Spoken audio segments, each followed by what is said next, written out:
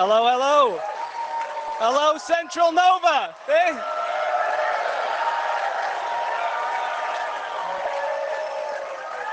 Awesome. Just what an incredible crowd to come here this evening. Thank you all for showing up. Thank you. For those of you who don't know me, my name is Brycen Jenkins, and I'm your Conservative candidate here for Central Nova.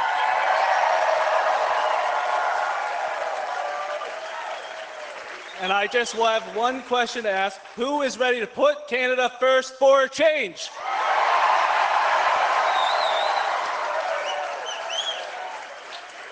I'm just going to go over a couple things. I'm going to be quite brief, but so many people come up to me during this campaign trail say, Brycen, how can we ensure that Pierre Poilievre is going to be the next Prime Minister and you're going to be our next local representative?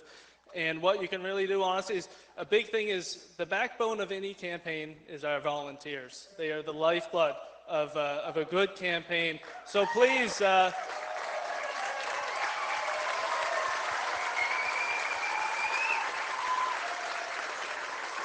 I know we have so many people here from across the province. Thank you for your dedication. Thank you for showing up tonight. We have such an incredible cast of Nova Scotia candidates here tonight. So certainly for me, my local campaign office is 193 Westfield Road. So if you want to volunteer, please show up tomorrow. Another big thing is sharing our social medias from the Leader Pierre Poilievre or any of our campaigns. That's what gets the word around in the community, and that's very important. And then lastly, of course, the most important is to get out to vote. So on Monday,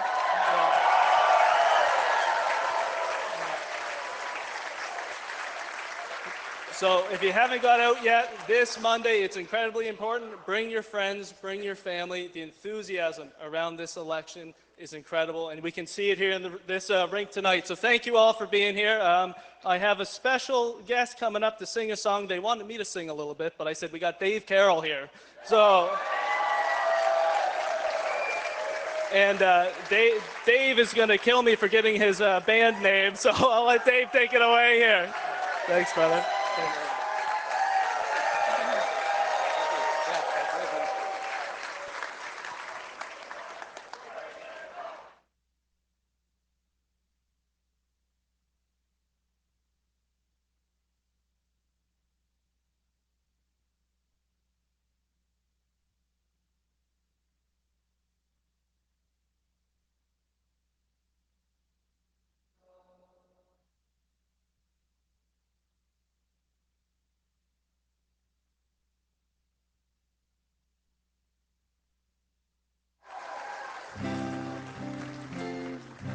And I was telling Pierre a little bit about myself, and we talked a little bit about this thing where I had a problem with United Airlines once and they broke my guitar. And he asked how many views there were, and I said there's 26 million, and he says, you could probably write a little something for our party. And I said, maybe I could. And so I wrote this little jingle and I sent it to him, and he said he loved it, so he asked today if I could do it for you. Do you want to hear it? Okay, it goes. It's called Vote Conservative. If you want to be miserable, then vote in Carney Liberals. But we've been struggling long enough. Vote Conservative and let us fix some stuff. Problems up and down the line, dollars acting more like dimes. If not now, name a better time to axe the tax, build the homes, fix the budget, and stop the crime. Vote Conservative, Party of O Canada.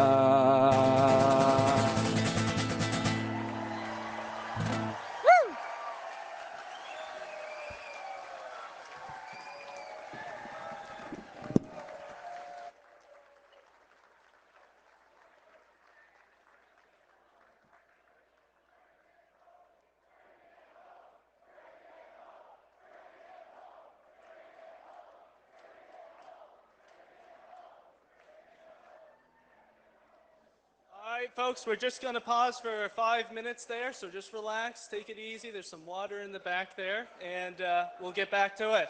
All right, thank you, guys.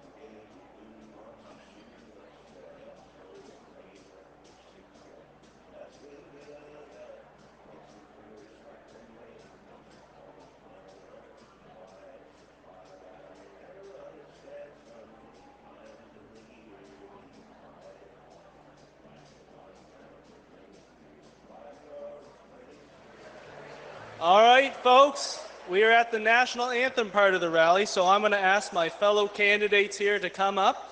I'm a request from you guys, if you can take out your phones, we're going to dim the lights. We're going to set the mood a little bit. We're going to dim the lights here and put the flashlights on and just wave it back and forth for the national anthem. Rob?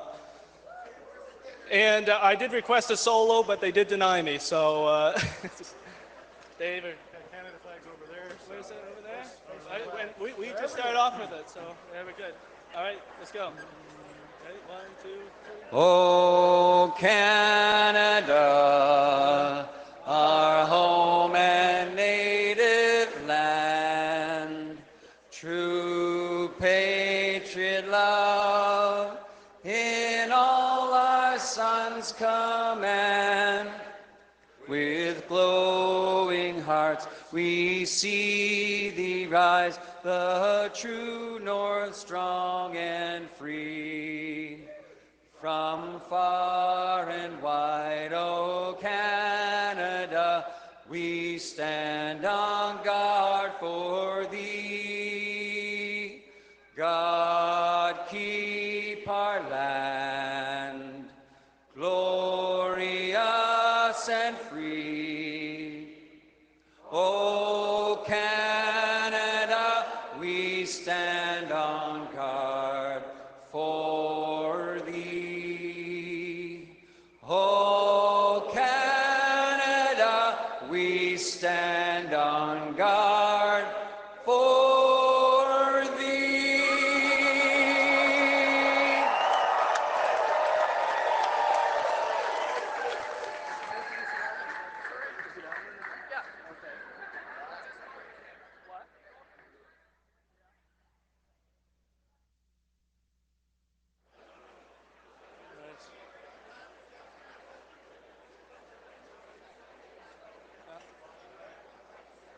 Oh, no.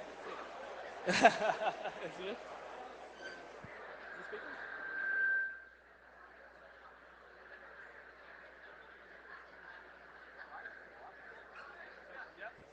All right, it's a great honor of mine to introduce the former Member of Parliament for Central Nova, Elmer MacKay.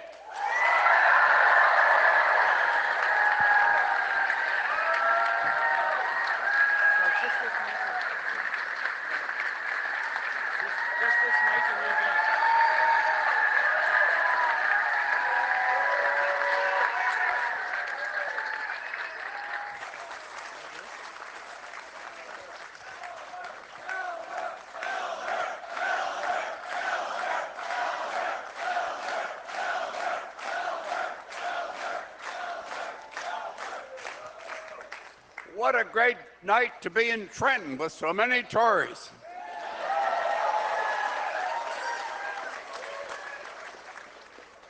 This is a day that many of us are going to remember.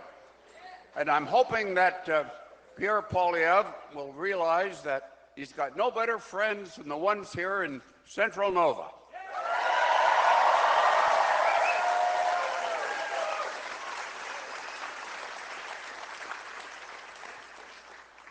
Fabulous to see so many of our candidates here tonight and to know that the election is coming up quickly. We'll soon be finished and we'll have a good change for the better in our country.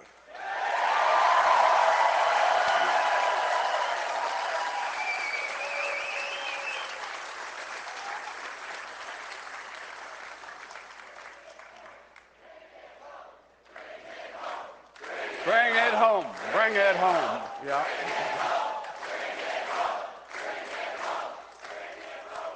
What I like about Pierre Poilievre is that he's quick, he's accurate, he's smart, he's well-intentioned, and he's got all the qualifications we need to have a real prime minister for a change.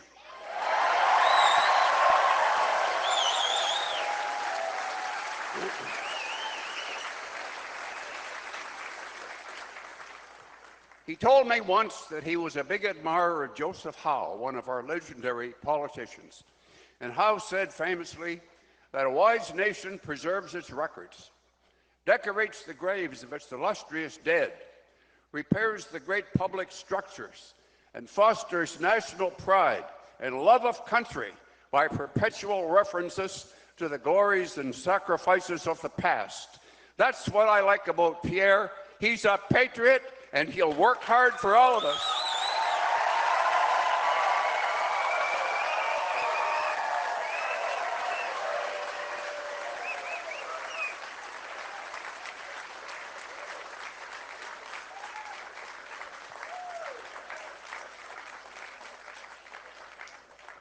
Thank you all very much for the opportunity to speak and to be here and to be with you. This will go down as a great night in my life, much like it was nearly 40 years ago when we nominated Brian Mulroney here in this very ring.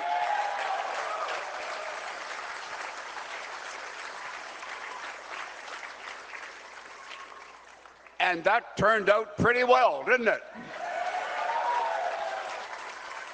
All right, folks, I'm going to pass it over to someone who could do a better job than I can, my son, Peter.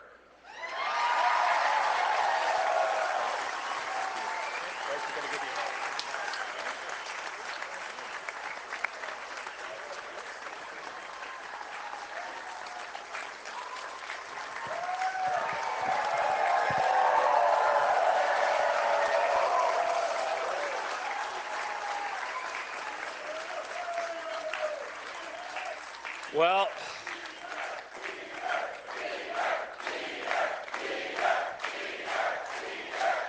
thank you.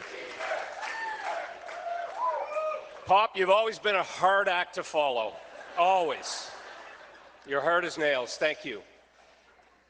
Ladies and gentlemen, I don't think I've seen this many people in this rink since a Platinum Blonde concert in 1988.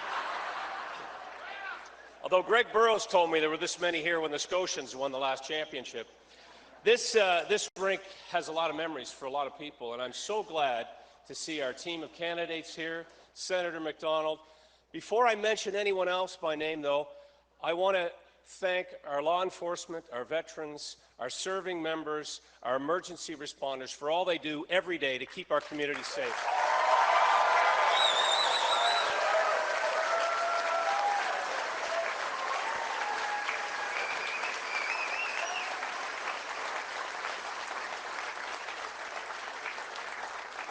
What a crowd here in Trenton, at this rink, in the center of Central Nova. And I'm thrilled to be here with all of you. And a lot of us have memories of coming here as players, as coaches, as spectators. There's a lot of magic. And my father referenced the fact that in 1983, there was a new leader of the Conservative Party who came to this rink and was the nominated Conservative candidate. And guess what? From that moment, he went on to be the Prime Minister of Canada. And I feel that magic in the air here tonight.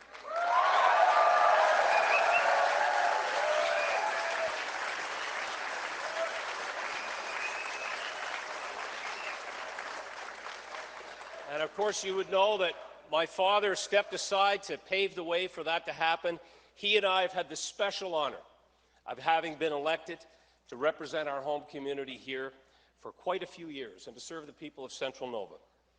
And whether your family have been here for generations and came over on the Hector, and I'll tell you that must have been a large ship because just about everybody I know, their family came on the Hector, or whether you just came here and chose to make Central Nova and Nova Scotia your home. This has always been a place of humble, hard-working people, people with a common desire to work, to play, to raise a family, and to improve things for the people around us. This is something we share, and it's something that the man we're going to hear from tonight has a lot to do with in terms of improving the future for all. There is a strong tradition of pragmatic conservatism here. Getting things done, getting along with each other, mostly, is in our DNA. And I want to just make a few other quick historical references. Not far from here, of course, is Pictou Landing First Nation, a key part of our region, and had our hardy Scottish ancestors not been greeted warmly and welcomed, they would have had a much more difficult time were it not for the Mi'kmaq people. Just down the street at the old Trenton Works, the first steel in North America was poured in this town.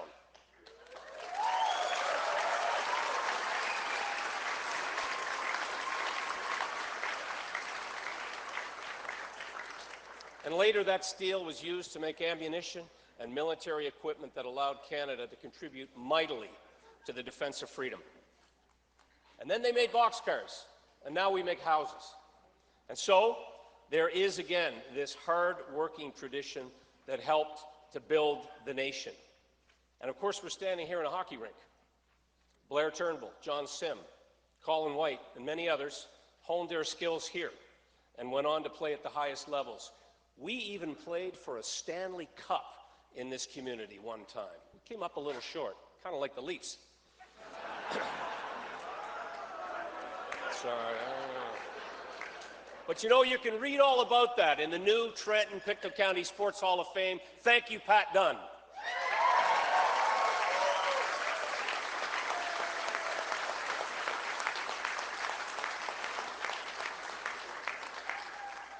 And thank you, Tim Houston. Thank you, Premier Houston, who sends his best and would be here tonight, but he's a busy man fighting tariffs and tearing down trade barriers and doing what he has to do to make our province stronger and more prosperous.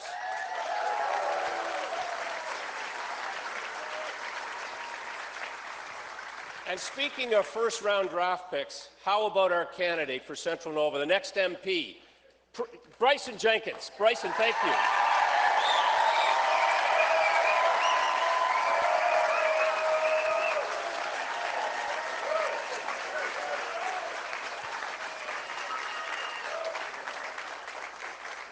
You know, I've been to a few political rallies over the years, but I'll tell you, this one has the energy, and it has a feeling of hope and change, and that's because Pierre Poilievre is delivering in his campaign. He's delivering hope. Hope for a change for Canada. Thoughtful, sensible, costed policies that are going to make this country strong again. I've known Pierre for over 20 years, and he's been a consistent advocate for fiscal accountability, for growth, for prosperity in our economy, for a healthy democracy, and a strong advocate for our Canadian Armed Forces.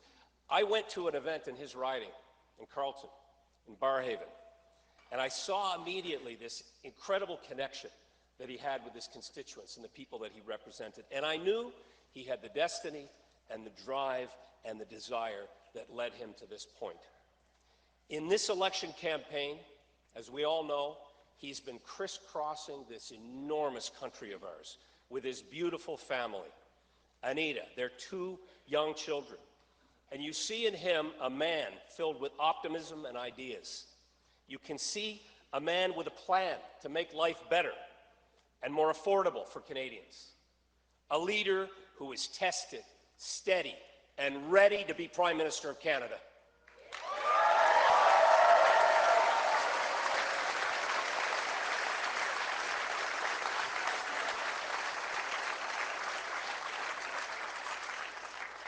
My father quoted Joe Howe, I'm not going to be outdone. A former premier and conservative leader, the Right Honourable Robert Stanfield, once said, "There is only so much good that you can do for your country, but there is no limit to how much harm bad government can do to a country." And we're living that now.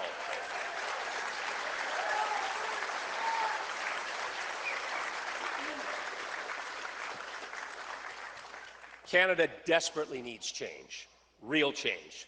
And during this election, we've seen a Liberal leader that is not change. He and his Liberal team are offering more of the same old Liberal policy, same old playbook, written by the same Trudeau advisors who got us in this mess in the first place.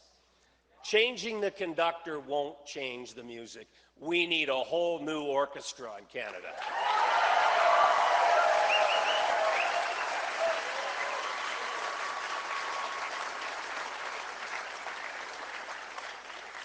In fact, this Liberal platform promises unbelievably to put us even deeper in debt than the Trudeau government. Imagine $130 billion on top of the previous debt. Debt that will drive up taxes and inflation, that will make us poorer, just as his party has been doing for the last 10 years. Common sense.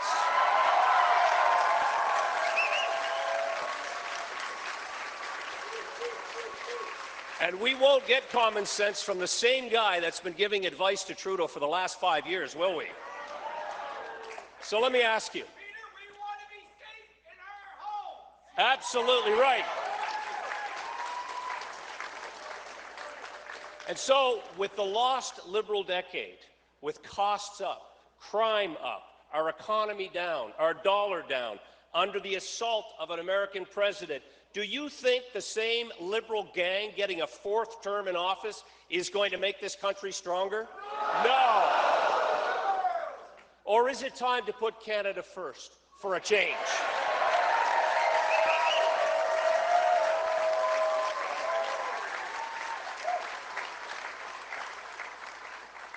With a new Conservative government that will lower taxes, build the homes, unleash the resources, stop the crime, and bring home jobs. That's what we need. We need to be able to stand on our own 2 feet and be able to stand up to the Americans from a position of strength. That's what we need. And somebody's already said it. Common sense for the common people.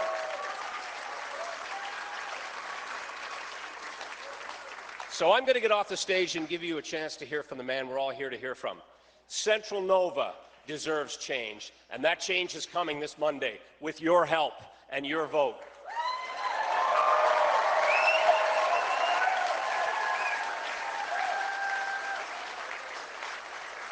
The type of real change that will bring back common sense and confidence. Pierre Poilievre is the only leader who can deliver that change. He's the man with the right ideas, has the right team here with us tonight, and has the right plan for change. Ladies and gentlemen, I am proud to introduce my friend, our leader, and Canada's next Prime Minister, Pierre Poilievre.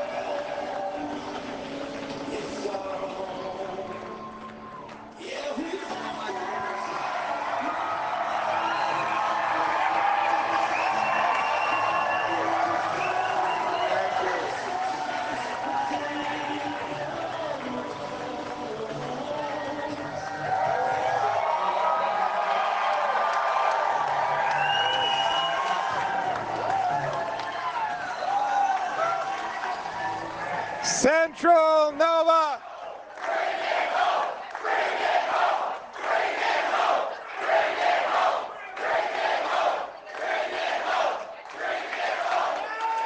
Who is voting to bring home change to Canada?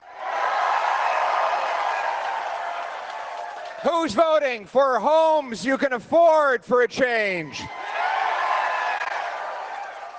Who's voting for affordable food in your grocery stores for a change?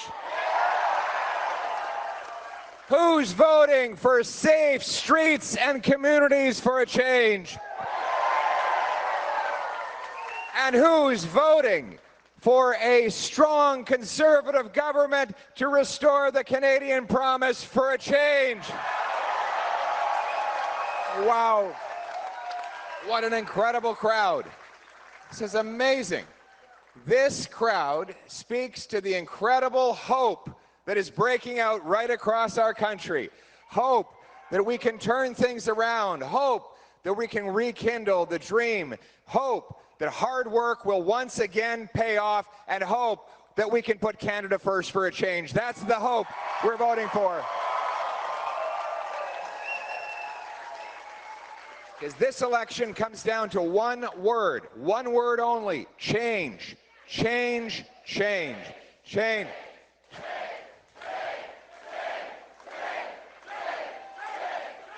We need change. Because after a lost Liberal decade of rising costs of living and crime, we cannot afford a fourth Liberal term. We need a real change. Change so you can afford food. Change so you can afford housing. Change so you feel safe in your country under our proud flag again.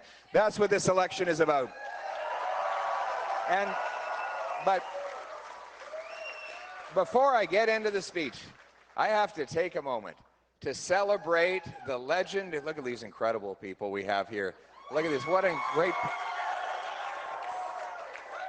incredibly hardworking people of Nova Scotia, and in particular, the legendary MacKay family. Give it up to the MacKays. Elmer. Starting with Elmer, legendary parliamentarian, made way for Brian Mulroney, served in Parliament. He used to ask such precise and logical questions. The legend has it that Pierre Elliott Trudeau, then Prime Minister, would get so frazzled and angry by these questions, he would actually have to leave and go behind the House of Commons curtain and storm up and down in a huff. But of course, Elmer is a man of words. You know, at the last rally he attended, he suddenly took the mic away from me and began reciting a perfectly relevant excerpt of Shakespeare from the top of his head. He's been a great businessman. The MacKay family has so many generations of contribution. The stories that I hear of, you know, generations gone by where a poor family was struggling to physically build a home with their own hands. They ran out of lumber. And one day, a big pile of 2x4s and other wood just suddenly and magically appeared on their property. And they asked the neighbors where did it come from. Who said the MacKay family heard that you run out of lumber, and of course they're in the lumber business, and so they dropped it off. And the family said, well, why did they do that? They don't even know me. But because that's what the MacKays do. Isn't that the sort of thing?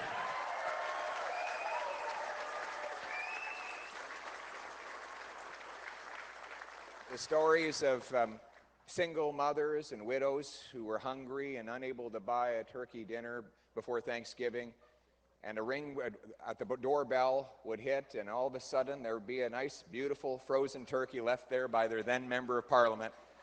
And then we've got Peter MacKay, the great Harper-era minister who served our country so well for so long, Defense Minister, Justice Minister, Foreign Affairs Minister.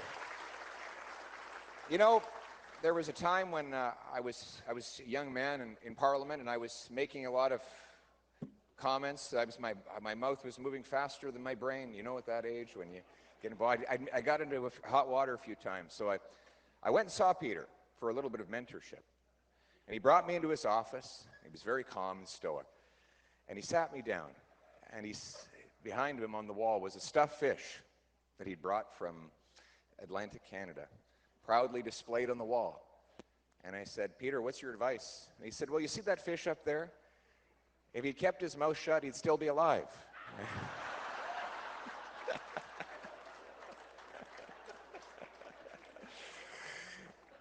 Peter, as you know, were you nominated in this room right here? Was this the place where you won your nomination? Mulroney was nominated here. John A. MacDonald? Okay, you didn't know John A. Macdonald. You're not that old, Peter. Peter started his campaign when he was, you were 28 when you were nominated? 30. Okay, but you looked 28 at the time. He still looks great, eh? He looks like a Roman god, this guy, or something. Eh? It's unbelievable. Peter wasn't born, by the way. He was chiseled out of a big block of marble. We're embarrassing him. When he first ran for office, he said, "We have to go visit our seniors. They built this country." And he showed up at a senior's home, and he walked up to a lady, and he said, "Do you know who I am?" And she said, "No, but if you ask the nurse, she'll tell you who you are." I think he's used that one on me a few times. But he was a great minister in our government. He gives so much wisdom, and he reminds us all of how good things were in the past and how much better they can be in the future. Peter MacKay is another reason for us to have hope.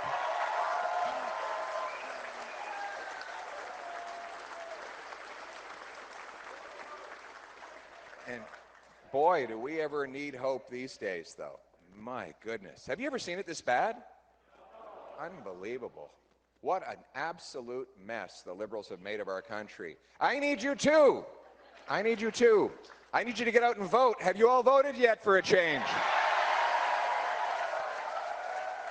Well, I'll tell you why it's so important to vote. Because not only will things get worse not only will things not get better if you don't vote, they'll get a lot worse.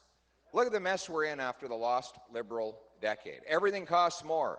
Food prices have risen 37% faster in Canada than they did in the United States over the last 5 years, while Mark Carney was Justin Trudeau's top economic advisor. Housing costs have doubled after out-of-control immigration and money printing extremely goosed the demand, while government bureaucracy blocked home building, in other words, stopping supply. Imagine, if government subsidizes the demand for something and then blocks the supply of that same thing, the laws of economics dictate that it's going to become extremely unaffordable. So the major causes of this were the immigration minister and the housing minister. And it turns out it's the same guy. One guy. Right. So Sean Fraser, as the immigration minister, increases our population growth by literally 200% to 1.3 million people in a time when we're only building about 200,000 homes. And then, as a punishment for that failure, that catastrophic mistake, they then move him over to make him housing minister, where he gives us the single most unaffordable housing market in the history of the country and among all G7 nations. And, you know, we thought that maybe he had a little bit of shame. He was going to go into retirement. As you would think, after a catastrophic record of ruining both immigration and housing, he would want to disappear quietly into obscurity. But then Mark Carney said, "The kind of guy who ruins housing and immigration is exactly the kind of guy I need back in my cabinet." And that's all you need to know about Mark Carney. Now, Liberals would like you to forget about the lost Liberal decade. They say, you know, let's just ignore it ever happened, pretend it wasn't there, even though all the same Liberal MPs, Liberal ministers, Liberal advisors are still running the Liberal show. But I'm here to tell you that that Liberal record is not just about the past. It's about a very dark future if they're reelected. Now, don't take my word for it. Look at this report. This is from the Government of Canada. It's got the logo of the government right here. Here, look real close. The media can't deny that it comes from the government. It says Canada at the bottom. It's got the Canada logo. And the government has confirmed this is a real document. And the reason I have to say that is because its findings are so horrific. They predict what Canada will look like on the current trajectory. Now let me turn to page 3, and the section is actually entitled, and I'm quoting here, "More Snakes Than Ladders." I'm not kidding. That's what they wrote. It's written down right here. In 2040, they predict, upward social mobility is almost unheard of in Canada. Hardly anyone believes they can build a better life for themselves or their children through their own efforts. However, many worry about sliding down the social order. Now, this is bureaucraties, but I can translate. I've been reading bureaucraties in the government for long enough. What this means is, no matter how hard you work, you won't be able to get ahead. In fact, you might start falling behind. Then they say that pursuing a post-secondary education will no longer be considered a reliable path to social mobility. In other words, you can study all you want, you can learn all you want, you still won't get ahead. Then they say, in 2040, people see inheritance as the only way to get ahead. Society, listen to this, society, and I'm quoting, society increasingly resembles an aristocracy.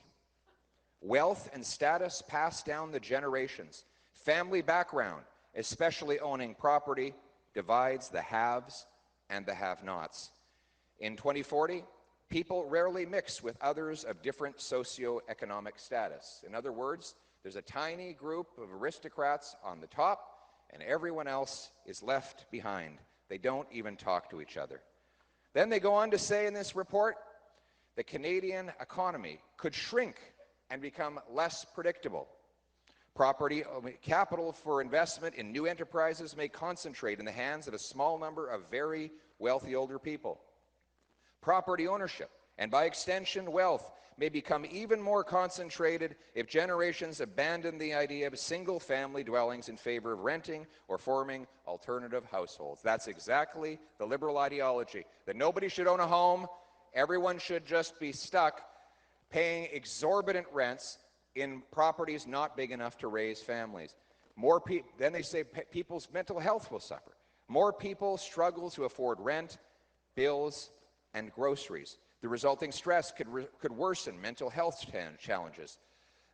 This would increase demand for social services. Now, this last line is really most startling of all. They believe that people might have to look for alternative means of seeking sustenance, because food prices will become so unaffordable that no longer will working class people be able to go to the grocery store anymore. So we will go from what we have now, which is people go up to the till, and when they're paying, they actually have to put things back in the bag and send them back because the bank account is emptied before they've gotten through the entire bill. Worse than that, they say people will have to hunt, fish, and forage on public lands and waterways without reference to regulations.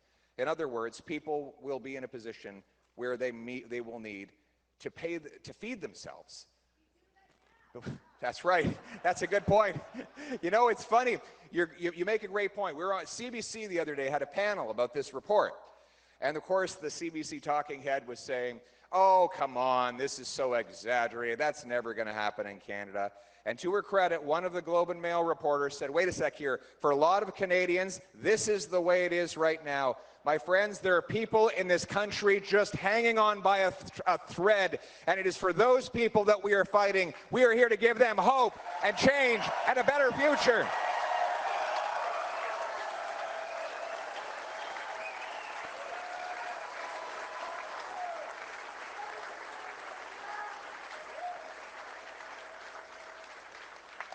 And we have the plan to do it. This is it, the Change book, Change. Change for an affordable life, change for safe streets, change for Canada First is our platform, newly released. A platform that cuts government spending by $55 billion with less bureaucracy, less consultants, less foreign aid, less waste and mismanagement. To bring down the deficit by 70%, reducing the amount we're adding onto our debt. We will cut income tax by 15% so your hard work pays off again.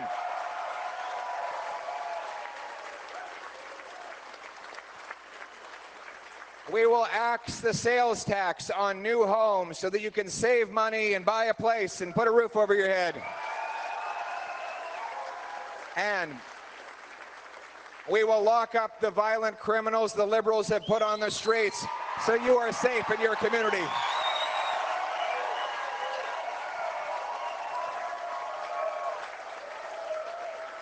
For a change. For a change.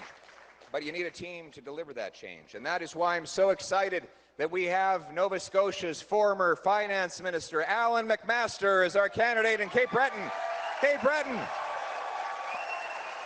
Coming up here, Alan. Good to see you. Thank you very much. You're excited to deliver some change for the people of Nova Scotia? I sure am. We need it. I love these people. I go to the doors. They're the people I see. They're the people I want to represent. And you got me energized. And what is your message from Cape Breton? Our message is we're going to take this and we're going to change this country. We're going to start in Atlantic Canada. We're going to move right across the nation on Monday night. Right on. Everybody, give him a round of applause. Way to go, Alan. Thank you. And then, of course, we have the great Dave Carroll. Come on up here, Dave. Great to have you. Did you hear what this guy did? Okay, you want a guy who's going to be able to get results in the government. I got to tell you a quick story. So he's on a United Airlines flight. They broke his guitar. He calls up the complaint line. He says, I want my money. I want you to buy me a new guitar. That's all. They put him on hold. They transferred him over to someone else. They sent him off to another place, and then they made him stay on hold. Then they gave him another 1-800 number, and the weeks went by, and he said, you know what? I'm going to write a song about this. What was it called? United Breaks Guitars. And how many listens did it get? 26 million views and counting. And what did United decide to do after you got 26 million views on that song? They ended up calling me on the phone, and they asked if we could do some settlement. Yes. And did you get yourself a guitar? I did get another guitar, and they ended up using my video to train their customers, or their staff at United Airlines, and they paid me a license fee to do it. Wow.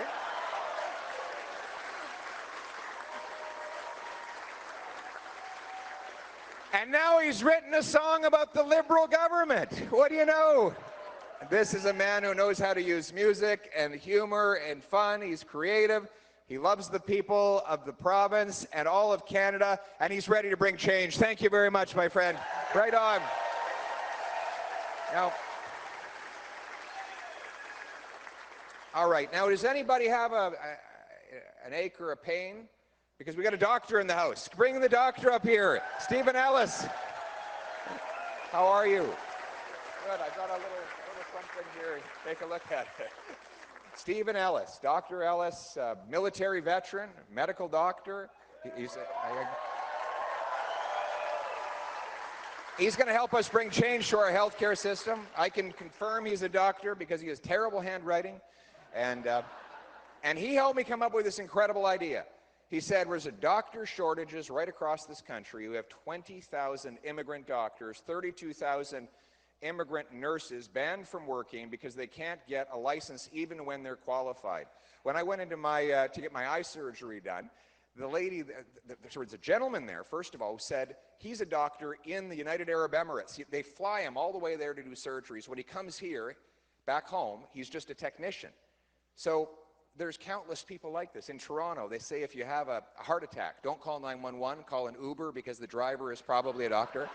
But so I said to Dr. Ellis, how are we fixing this? He said, do what we do in the trades. We got the red seal in the trades. You take a test, prove you're qualified, get the red seal stamped. You can work anywhere in the licensed sector. Let's do it in the professions. We'll create a blue seal professional standard so that we can license up those doctors. And you don't have to spend all the time in the waiting room. What do you think, doctor? Let's get some health care for the 6.5 million Canadians who don't have access to our system. 6.5 million Canadians in Canada, unacceptable. Let's bring it home. Bring it home for a change. Way to go, doctor. Thank you. Et maintenant, nous avons deux francophones. On a Chris d'Entremont et Monsieur Marc Boudreau. Marc, viens ici. Viens ici. Nos amis francophones. Bienvenue tout le monde. Merci beaucoup, Monsieur Boudreau. Bonjour. Est-ce qu'on va représenter les francophones, les Acadiennes, les Bréaux à travers le Canada? On va le faire plus que les autres. Exactement, on va faire changement. On ne peut pas nous offrir un quatrième mandat libéral. Il faut que ça change avec un nouveau gouvernement qui va livrer une vie abordable et sécuritaire sous notre fier drapeau. Voilà. Oui, on est tannés, c'est ça, c'est vrai. Il est tanné, nous sommes tous tannés, il faut que ça change. What's your message to the people of Nova Scotia tonight? No, change is coming. Change is coming. The last 10 years have been deplorable. We need the change. The fishery needs to change. All of Nova Scotia needs to change. Change. So we've got a lot of young people out helping out in Halifax. Some of them are here tonight, right there, the Boudreaux booth. Look at these kids, brilliant, amazing, young people from Halifax. And they're afraid that they're never going to be able to afford to own a home. That's why they're here tonight, for change. Absolutely, let's bring it home. Thank you very much, guys, way to go. Thank you very much. And we have the great former Conservative Party President, Rob Batherson. Get up here, Rob. Rob is running in Halifax West. Halifax West, he's bringing the message of hope and change to the people on the doorsteps. And what are you hearing there? Pierre, you are giving hope. You're giving hope to young people. You're giving hope to newcomers, new Canadians. You're giving hope to fishermen. You're giving hope to blue-collar workers. You're giving hope to entrepreneurs. And that's how we're going to get change, the hope and the leadership that you're providing. That's what I'm hearing in Halifax West. Exactly. We need to change, everybody. Thank you very much. And we also have here the great Senator MacDonald. Senator, how are you? Can you give the senator a big round of applause? Give him he's not running for election. And last, but certainly not least, the man who's going to carry on the great MacKay legacy. Everyone give it up for Brycen Jenkins. Where's Brycen? There he is. Look at this guy. What a guy.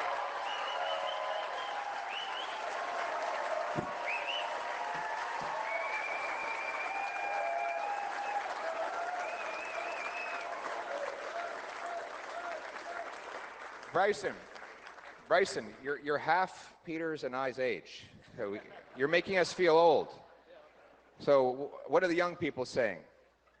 Pierre, it's all about affordability, right? All about affordable. They want to, I said, I've been a real estate agent since 21, and you wouldn't believe the amount of young families that come to me and say, Brycen, we've done everything right. We went to school, got a post-secondary education, got a great job like our parents, and we can no longer afford to buy a home that our parents have been living here for generations. It's truly, and I wish that was a unique story, but we hear that all the time. So that's something that we're looking to change.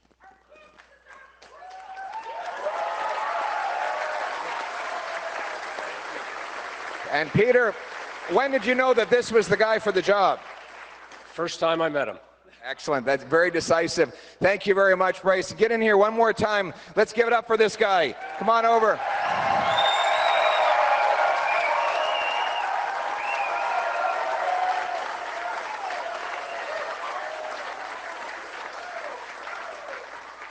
It's a stark choice, my friends. Now, it would be bad enough if they had just stuck with Justin Trudeau. We thought it couldn't get any worse. Well, meet Mark Carney.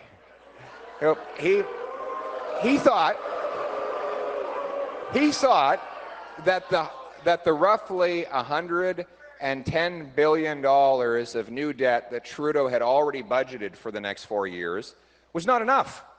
So he presented his platform on Saturday, which adds another $130 billion of debt and inflation on top of that. Now, let's be clear about this. If you add up the debt that Trudeau had planned and the promises that Carney has since made, and if you believe that they're even telling the truth and it's not worse than that, the Liberals plan to add $250 billion to our national debt if they are reelected. And that's just if you believe their numbers. And that will then snowball into more inflation. What causes inflation? More dollars chasing fewer goods. If you have an economy with 10 apples and $10, it's $1 an apple. You double the number of dollars in the economy to 20, but there's still only 10 apples. You're not twice as rich. It's just that now each apple costs twice as much. Now, this is very good if you're a billionaire or if you have your money stashed away in an offshore tax haven. Like, I don't know. Can you think of anybody like that?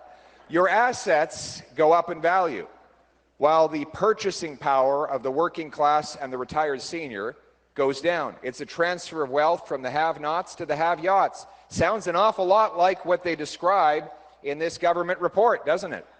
It means that a smaller and smaller group of aristocratic elites get richer, while the people who actually do the work, the laborers, the farmers, the entrepreneurs, they fall further and further behind. That has been the story of the last 10 years. And Mark Carney not only wants to continue it, he wants to accelerate it.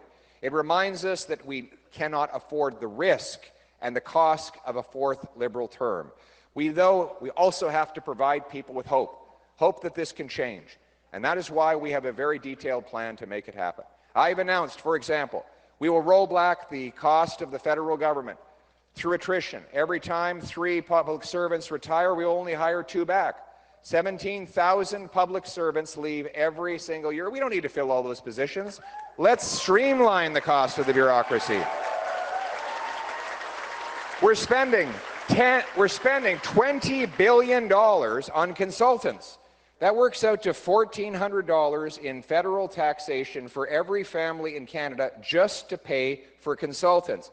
I will cut the annual budget for consultants by $10 billion for a change. And they're giving our money, they're sending our money out of the country. We can't feed our people at home, and they're giving money to foreign dictatorships. They give the Chinese government money to build pipelines and roads that they won't even approve here in Canada. They give money to a UN agency that collaborated with Hamas on the October 7th attacks. I will cut back $3 billion a year in foreign aid that was going to dictators, terrorists, and global bureaucracies.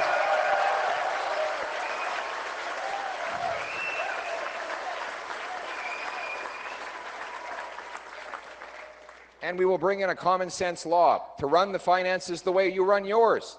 When you spend more here, you have to spend less over there. That's how single moms, small businesses, and seniors run their budgets. If they want to do this and that, they have to find a bargain on both. Government doesn't have to do that. It's the only creature in the universe that doesn't face scarcity, because they just pass the scarcity on to everyone else in inflation, tax increases, and debt for the next generation to pay. But a new dollar-for-dollar law will require that politicians and bureaucrats find $1 of savings for every new dollar of spending, so that they will have to go into every time they want to spend more money, they're going to have to go hunting for the waste and mismanagement in their own departments in order to maximize use of scarce resources. Because you've been pinching your pennies long enough, it's time that government started pinching its pennies.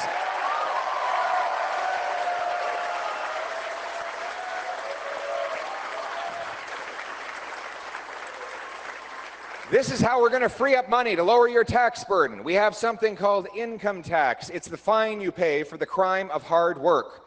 The more you work, the more you pay. There's a great meme of a little kid crying in a park after his dad explained to him that income tax is just the opposite of his school report card. The better you do, the worse off you are, he explained. And we have to change that by making this a country that rewards hard work, by cutting income tax 15%.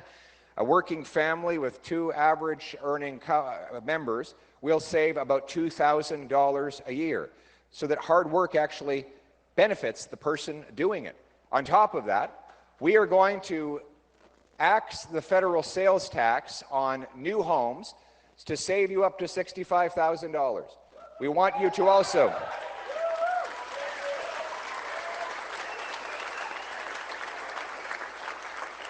the biggest cost that goes into a new home today is not land, labor, or lumber. It's bureaucracy and taxes. Usually about 30% of the cost of the home is just direct taxes. And then there's all the indirect costs that come with delays and consultants and lawyers and lobbyists and forms that have to be filled out and time that is taken and wasted. We need to cut back on that bureaucracy and on those taxes, because today more money goes to bureaucrats than goes to the carpenters, electricians, and plumbers that actually build the homes. So I will incentivize municipalities to cut their development charges, including by paying for half the cost of every reduction they make. My goal will be to get those charges down by $50,000 a house, so that if you knock off the sales tax, you knock off those local building taxes, you can make a house $100,000 cheaper and more affordable for people to buy.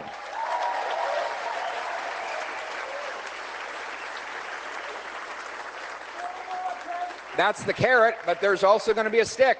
Municipalities will be required to increase the number of permits they grant every year by 15%, and if they don't, I will cut back on the federal money that the government sends them from Ottawa. We need to incentivize them to speed it up, and we're going to sell off enough land, federal land, to build 300,000 additional homes. You add it all up.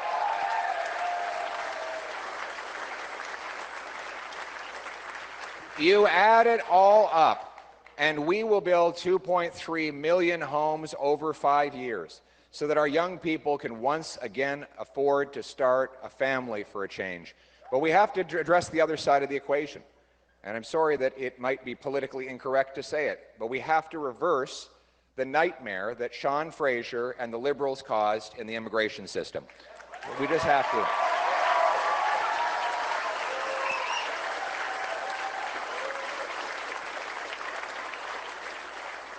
Sean Fraser let in so many false international students that in the city of Brampton, they discovered there were literally 26 of them living in one basement of one house. That's the kind of insanity that the Liberal government has unleashed, particularly your local Liberal MP. And we're going to reverse that. We're going to end the fraud in the system, stop false international student claims, stop multinational companies from bringing an excess number of temporary foreign workers that drive down wages for our people.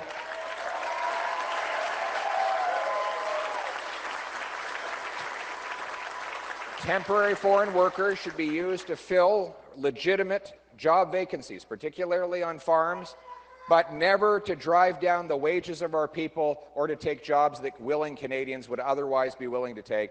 And we're going to stop the false refugee claims. We're going to ensure that anyone with a criminal background is totally inadmissible to our country.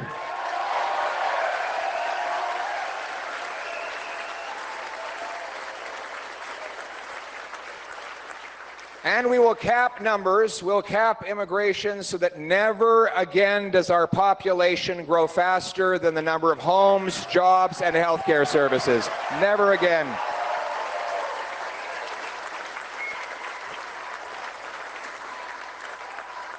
We want people who come here to be happy and housed and employed. By the way, I don't blame the people. They're just looking for a better life. I blame the total incompetence of the Liberal government. And we're going to fix that. We're going to reverse that. We're going to bring back the best immigration system in the world. And we're going to ensure that Canadians are able to live in peace and tranquility. In many small towns, it wasn't long ago, I think you'll agree, Peter, that people didn't even have to lock their doors. You could fall asleep on your front porch knowing that you'd be totally safe there. You certainly didn't worry that your car would be missing if you woke up in the morning and walked out the front door. But all that has changed. Rampant crime is the result of Liberal laws that release the same repeat offenders again and again onto our streets. Liberal law, C-75, catch and release. This is what it actually says. I'm going to quote from the law. It says the judge must release the accused at the, quote, earliest opportunity under the least onerous conditions. So you could be, in some cases, there are people who have been convicted 100 times before. They are newly arrested, and they are released before the paperwork on their arrest is even complete. I spoke to a police officer yesterday who says he regularly arrests the same person twice in the same day. That's how crazy it is. In Vancouver, they had to arrest the same 40 offenders 6 6,000 times. 6,000 times. That means each one of these guys was arrested once every 2 days, all year long. They've got to be working at it all the time. These guys are hardworking. They don't even have benefits. They're not unionized. They do get room and board. They check in, but then they check out. It's like the Hotel California. They check out, but they never really leave. And then, that's right, it's worse than that. It's dangerous policies. And this is proof that we cannot risk the danger of a fourth Liberal term. We also have C5, this is the house arrest law. So you can be a career car thief who's stolen hundreds of cars, and you serve your sentence in the comfort of your living room watching Netflix or playing Grand Theft Auto. It's gotten so bad. You know, there was an attempted robbery on Parliament Hill the other day. Robber walks up, pulls out a gun, says to the guy, "Give me all your money." Guy says, "Wait a second here. I'm Mark Carney." The robber said, "Well, in that case, give me all my money."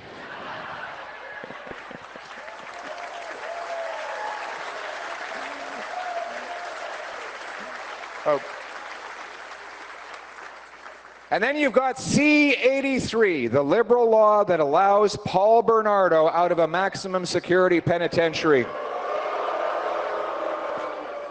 My friends, let me tell you something. We know how to fix this problem because Peter MacKay already did it as Justice Minister. With a tough-on-crime agenda, Peter was able to bring down the crime rate in our country by 25%. And we need the same change to do it all over again. Here's the plan. 1, we will repeal the catch and release bail law, the house arrest law, and the Paul Bernardo get out of jail free law. All those laws will be gone within the first 100 days when I'm Prime Minister. Then, we will go much further than that. I will pass a 3 strikes you're out law. 3 serious convictions, never again is the person eligible for bail, parole, probation, or house arrest. It will be jail, not bail. Jail, not bail.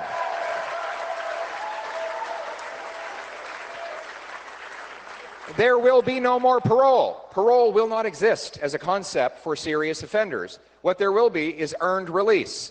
You serve your full sentence, and you're still not eligible to leave unless you have perfect behavior, clean drug tests, and you've learned an employable skill so that we know you're actually going to be doing a legitimate law-abiding job when you get out of jail. We're also going to go after the most serious offenders. For example, human trafficking. And human trafficking will be targeted. Life sentences for human traffickers. We'll lock them up and throw away the key.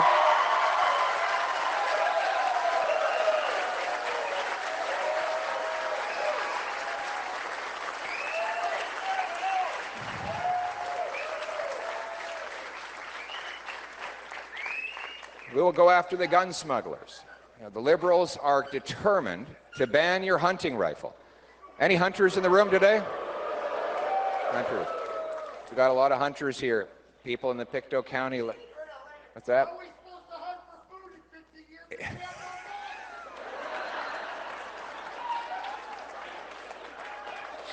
You raise a very good point. Oh my goodness, I think this is a very good point. So this gentleman says, on the one hand, the Liberals say it's going to get so expensive you won't afford groceries, so you have to go foraging and hunting, but then they want to ban your hunting rifle. Well, how good are you with archery?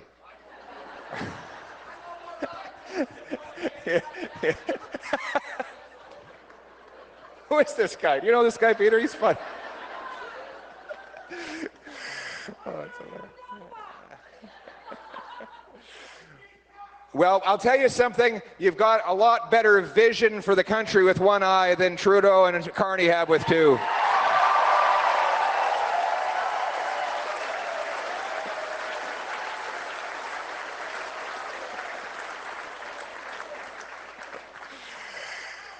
So I'll tell you about my vision on this. First of all, we are going to defend the rights of hunters and licensed law-abiding sport shooters. They are not the problem.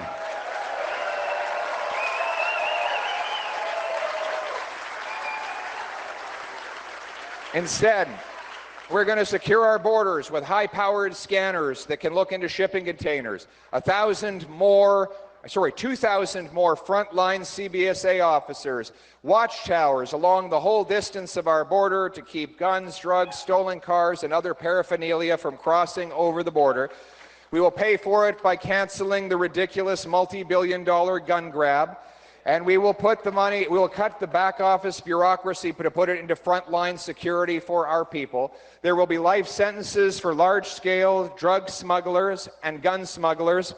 Putting them behind bars will immediately make our lives more safe. And that brings me to my next point, which is probably the greatest tragedy of the lost Liberal decade, the 50,000 beautiful souls that we've lost to drug overdoses.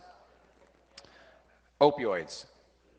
Drug companies spread them around, pushed them on our medical system, said there was no risk whatsoever of addiction or overdose.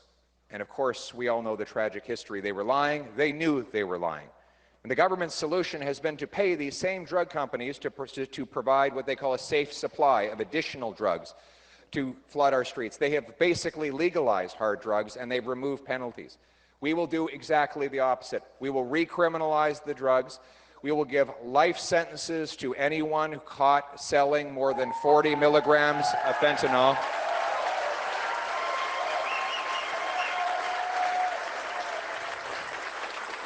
And we will invest in treatment and recovery, counseling, group therapy, detox, job training, physical exercise. We're going to turn lives around. When I was in Moncton not long ago, I went to Harvest House and met an incredible group of volunteers who were actually getting young men and women off of drugs. And when I sat down with those young men, they said, "Thank you for your help." And I said, No. I'm not here. I'm not the one that's doing the helping. You're the one that's going to help me. I'm here to tell you that I need you. I need you to get better, because you're going to go out on the street and you're going to reach down and grab the next guy, and you're going to pull him in here, and he's going to get better, and then he's going to go back out on the street and bring people in, and through that virtuous cycle, we're going to turn this thing around. I need you. My message to people who are addicted today, I need you. So hang on, have hope, help is on the way. A better future for all of our people, including those who are going through the hardest times. We're going to be a safe country again, for a change. But to be safe, we will never be the 51st state. You're right about that. Absolutely right. We will be Canada. Canada first, Canada always, Canada forever. We're going to stand up for our country and bring home our jobs and our resources. We're going to unlock the power of our resources so that we're no longer so hopelessly dependent on the Americans. You know, the Liberals have blocked pipelines, trying to shut down our oil and gas sector. They want to bring in an industrial carbon tax that will shut down our major industries. That's the thing that Trump and Carney share in common. They both want to tax Canadian industry.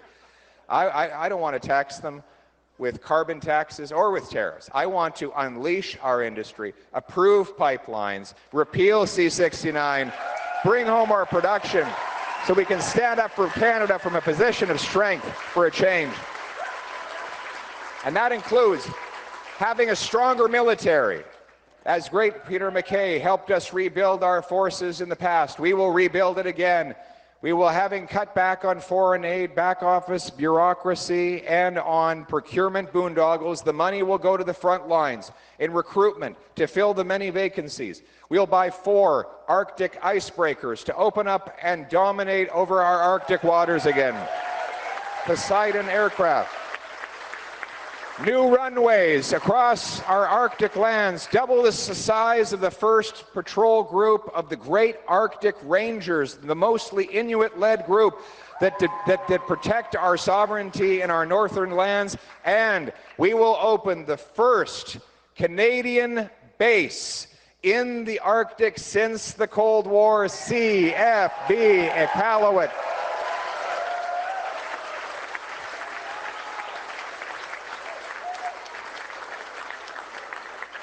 We will unite our people around the common purpose of putting our country first.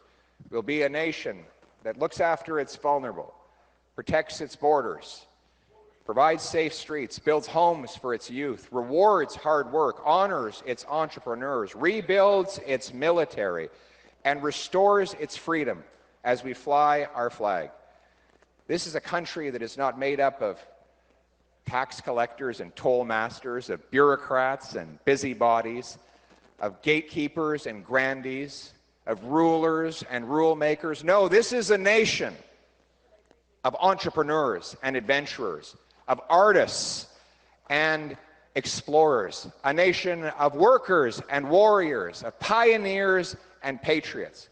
What unites us, what brings us together, is a promise that anyone from anywhere can achieve anything, that any kid, no matter where he's born, or how far down his family may have fallen, he is able to climb up to any great height. That every child that born in this country believes that they have limitless potential through their own hard work and their God-given gifts. A nation